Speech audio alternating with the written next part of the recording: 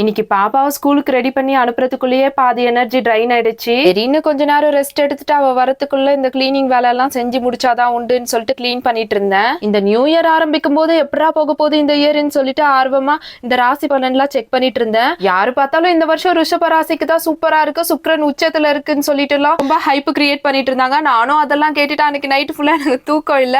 அப்படியே இந்த ரத்தம் நாடி சதை அப்படின்னு சொல்லிட்டு அப்படியே மூளைக்குள்ள ஏறி போயிடுச்சு. பட் ஆல்மோஸ்ட் 2 months ஆயிடுச்சு. அவங்க சொன்னதுல ஒண்ணு கூட நடந்த பாடு காணோம். ரொம்பலாம் யோசிச்சு எதிர்பார்த்து டிப்ரெஸ் ஆனதுதான் மிச்சம். ஏன்னா நம்ம லைஃப்ல நிறைய விஷயம் நம்ம ட்ரை பண்ணிருப்போம், ரொம்ப அறிவாளியெல்லாம் இருந்திருப்போம். ஆனா லைஃப்ல ஒரு விஷயமும் சக்சஸ்ஃபுல்லா நடந்திருக்காது.